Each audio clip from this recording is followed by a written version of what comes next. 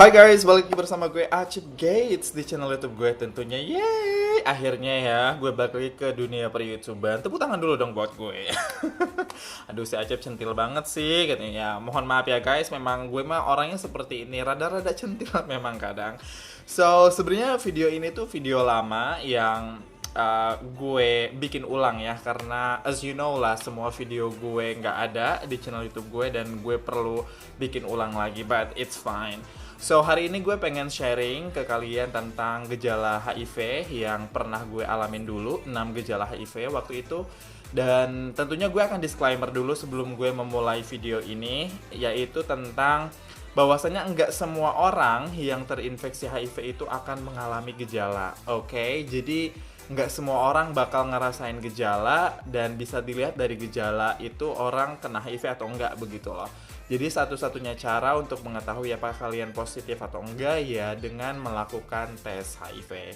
Gitu loh. Saran dari gue sih, selama lo sadar lo melakukan kegiatan beresiko, ya lo harus melakukan tes HIV secara rutin 3 atau 6 bulan sekali. Oke, thank you. So, langsung aja. Gejala yang pertama yang Oke, jadi sebelum masuk ke masalah gejala, waktu itu pertama kali gue tes HIV itu bulan Maret 2018. Tapi akhirnya hasil tesnya non-reaktif, jadi dokter gue waktu itu minta gue datang lagi ke rumah sakit nunggu 6 bulan. Akhirnya gue datang lagi ke rumah sakit bulan September 2018, tepatnya tanggal 24. Jadi bulan ini guys, jadi tepat 2 tahun di bulan ini gue hidup dengan HIV. Dan setelah itu gue dites dan hasilnya reaktif. Nah, kenapa sih Cap tiba-tiba kok bisa reaktif? Maksudnya pas pas bulan Maret kok hasilnya non reaktif, terus pas bulan September jadi reaktif. Kalau gue curiganya begini guys. Jadi sebelum gue tes bulan Maret itu kan gue melakukan kegiatan beresiko. Nah, setelah tes yang pertama itu gue melakukan kegiatan beresiko lagi. Makanya kenapa di bulan September itu gue dinyatakan positif HIV, begitu loh. Nah, sekarang lanjut ya ke gejala yang pertama. Gejala pertama yang gue alamin itu adalah gampang capek. Kalau nggak salah ini terjadi di bulan Juli 2018. Pada saat itu gue ngerasa kok badan gue ada yang kurang beres, begitu loh guys. Gue gampang banget capek. Maksudnya begini, gue itu tipe orang yang lumayan aktif ya. Atau gue juga di kampus kan ada kampus 1, kampus 2, itu kadang gue jalan gitu kan. Sampai per hari pun gue bisa jalan berkilo-kilo. Tapi di bulan Juli itu kok tiba-tiba gue ngerasa banget capek banget, begitu loh. Bahkan gue paling jalan kayak 200-300 meter itu udah kayak capek banget, kayak udah jalan berkilo-kilo. Dan itu membuat gue bertanya-tanya gitu loh, ada apa dengan tubuh gue, begitu loh. Itu gejala yang pertama.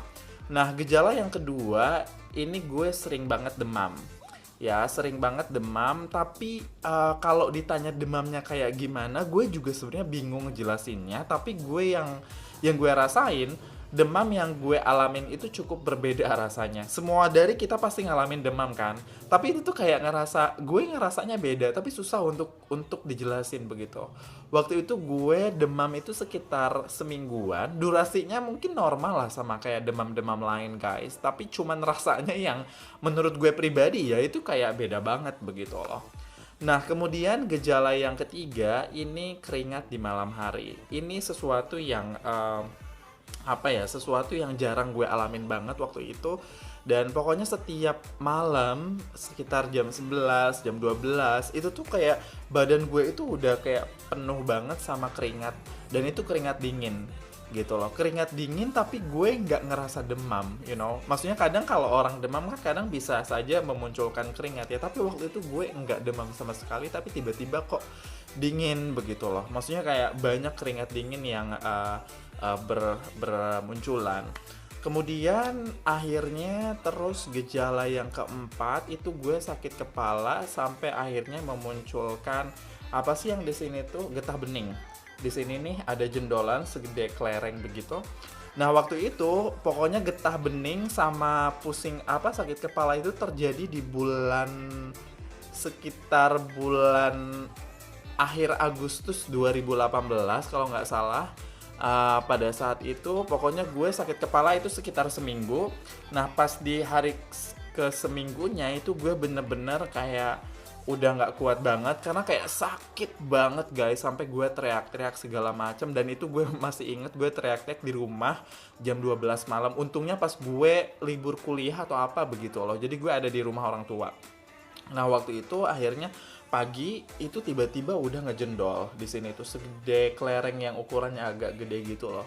Tapi kalau disentuh itu nggak sakit guys, cuman kayak ngejendol aja begitu loh.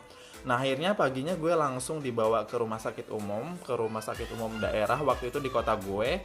Tapi akhirnya dari sana gue diarahin ke dokter spesialis saraf. Nah pas gue datang ke dokter tersebut, tersebut bilang kalau katanya gue terlalu banyak stres dan juga gue terlalu banyak main gadget. Akhirnya gue dikasih obat segala macam, hitungan 2 mingguan kalau nggak salah. Waktu itu akhirnya benjolannya udah mulai kecil dan sekarang sih udah nggak ada ya. Begitu loh, itu gejala yang keempat ya. Kemudian gejala yang kelima itu ketombe. Nah, mungkin bagi teman-teman kan kadang mungkin kalau baca-baca di internet ada beberapa orang yang positif HIV itu yang mengalami jamuran ya. Jamuran di kadang di bibir, kadang di lidah, gitu kan. Atau kadang di kulit.